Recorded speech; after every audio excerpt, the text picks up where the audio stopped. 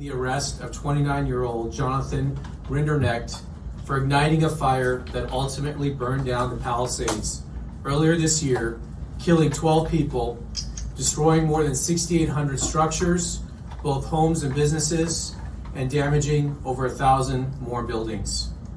The complaint unsealed today charges the defendant with destruction of property by means of fire, a felony that carries a mandatory minimum 5-year federal prison sentence and is punishable by up to 20 years in federal prison.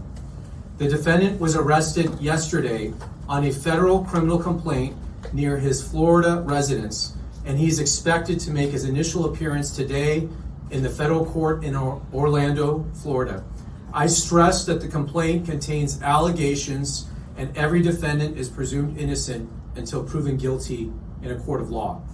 The allegations in the affidavit are supported by digital evidence, including the defendant's ChatGPT prompt of a dystopian painting showing in part a burning forest and a crowd fleeing from it.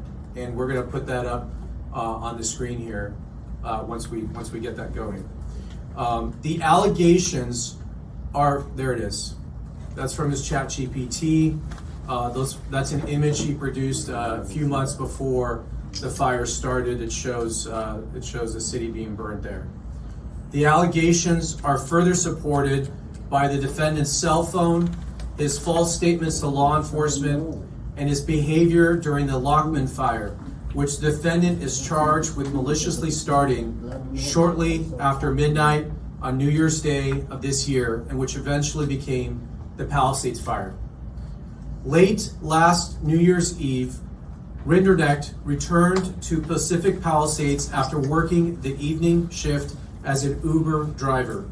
2 of his passengers told law enforcement that he appeared agitated and angry that night. After dropping off a passenger in Pacific Palisades, Rinderknecht parked his car and tried and failed to contact a former friend. He exited the car, walked up a nearby trail, took iPhone videos at a nearby hilltop, and listened to a rap song whose music video including objects being lit on fire. The defendant had listened to this song and watched its music video repeatedly in the days leading up to the Lockman fire. 12 minutes into the new year, environmental sensing platforms indicated that a fire had started. It took the defendant several tries to contact 911 to report the fire. He fled the scene in his car, but turned around after passing fire engines driving in the opposite direction to fight the fire. While the Lockman fire burned, the defendant walked up the same trail from earlier that night to watch the fire and firefighters, using his iPhone to take short videos of the scene. Although firefighters suppressed the blaze, the fire continued to smolder and burn underground within the root structure of the dense vegetation.